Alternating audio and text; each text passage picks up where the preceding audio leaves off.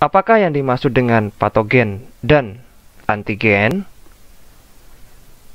Nah, pernahkah kalian mengidap penyakit cacar air, kemudian flu, atau diare? Nah, beberapa penyakit tersebut itu dapat disebabkan oleh virus maupun bakteri. Misalkan untuk penyakit cacar air itu dapat disebabkan oleh virus varicella zoster, sedangkan untuk penyakit flu dapat disebabkan oleh virus influenza, dan untuk penyakit diare itu dapat disebabkan oleh bakteri Escherichia coli. Nah, mikroba atau organisme tersebut itu tergolong patogen bagi tubuh kita. Nah, jadi organisme patogen adalah organisme yang menyebabkan penyakit pada tubuh kita yang dapat membuat kita sakit. Seperti itu. Jadi organisme patogen itu bersifat berbahaya bagi tubuh kita. Nah, selanjutnya kita akan mempelajari mengenai antigen. Jadi apa yang dimaksud dengan antigen itu? Jadi antigen adalah bagian dari patogen.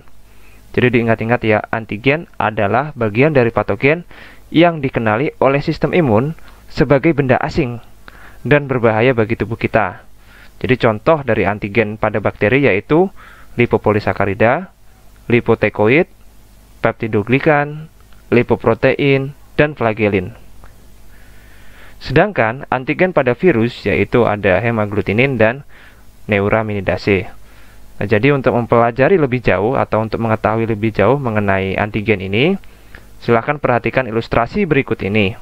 Di sini terdapat dua jenis bakteri yaitu bakteri gram negatif dan bakteri gram positif. Nah, apabila kita perhatikan pada bagian dinding sel bakteri gram negatif, di sini terdapat berbagai macam komponen. Yang pertama ada lipopolisakarida, kemudian membran luar, kemudian lipoprotein, dan peptidoglikan. Nah, komponen-komponen tersebut adalah bagian daripada dinding sel bakteri. Kemudian di sini terdapat membran plasma dan di sini terdapat protein carrier. Nah, lipopolisakarida ini bersifat toksik atau racun bagi tubuh kita sehingga dapat menyebabkan kita sakit, misalkan gejala demam atau diare. Kemudian di sini terdapat peptidoglikan. Jadi peptidoglikan itu adalah molekul khusus penyusun dinding sel bakteri yang dapat memberikan kekuatan dan bentuk bagi bakteri itu sendiri. Kemudian di sini terdapat lipoprotein. Dan lipoprotein itu fungsinya adalah menghubungkan peptidoglikan dengan membran luar bakteri. Seperti itu. Jadi lipopolisakarida, lipoprotein, dan peptidoglikan itu digolongkan ke dalam antigen. Mengapa? Karena komponen-komponen tersebut itu tidak dimiliki oleh tubuh kita, sehingga nantinya sistem imun akan mengenali komponen-komponen ini atau komponen yang dimiliki oleh bakteri ini sebagai benda asing atau materi asing yang berasal dari luar tubuh yang harus segera dihancurkan. Nah, kemudian apabila kita pelajari struktur dinding sel daripada bakteri gram positif, kita dapat ketahui di sini bahwa di sini terdapat lipotekoid ya.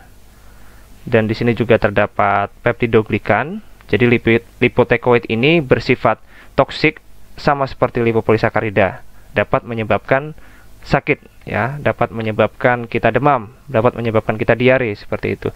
Kemudian di sini terdapat peptidoglikan. Jadi peptidoglikan itu juga komponen dari dinding sel bakteri ya, molekul khusus yang dapat memberikan kekuatan dan memberikan bentuk bagi bakteri itu sendiri. Di sini juga terdapat membran plasma dan di sini juga terdapat protein carrier. Jadi lipotekoid dan peptidoglikan pada bakteri gram positif ini digolongkan sebagai antigen. Mengapa? Karena tubuh kita tidak memiliki peptidoglikan dan juga tidak memiliki lipotekoid. Sehingga pada akhirnya sistem imun akan mengenali komponen-komponen ini yang dimiliki oleh bakteri gram positif ini sebagai benda asing dari luar tubuh yang harus segera dihancurkan. Seperti itu. Nah, apabila kita berfokus pada bagian lain daripada bakteri, yaitu bagian flagel. Jadi bagian flagel ini berfungsi untuk mobilitas atau pergerakan bakteri untuk berpindah dari satu tempat ke tempat yang lainnya. Nah, jadi flagel itu disusun oleh protein-protein penting yang disebut sebagai flagellin. Nah, jadi flagellin ini juga disebut sebagai antigen karena tubuh kita tidak memiliki protein-protein bernama flagellin ini. Seperti itu. Kemudian, apabila kita pelajari bagian permukaan daripada virus ya. Nah, di sini terdapat lapisan lipid dan juga di sini terdapat komponen yang disebut sebagai neuraminidase dan di sini juga terdapat komponen yang disebut sebagai hemaglutinin. Nah, hemaglutinin ini berfungsi sebagai komponen yang digunakan virus untuk melekat pada sel inang. Jadi virus akan menggunakan hemaglutinin ini untuk melekat pada sel inang. Sedangkan neuraminidase ini mengandung suatu enzim yang akan digunakan virus-virus baru untuk keluar menembus dinding sel inang. Seperti itu. Jadi neuraminidase ini mengandung suatu enzim yang penting bagi virus-virus baru untuk menembus dinding sel inang. Ya, jadi neuraminidase dan hemaglutinin digolongkan ke dalam antigen. Mengapa? Karena tubuh kita tidak memiliki komponen-komponen seperti ini. Sehingga sistem imun akan mengenali virus sebagai benda asing yang berbahaya bagi tubuh dan harus segera dihancurkan.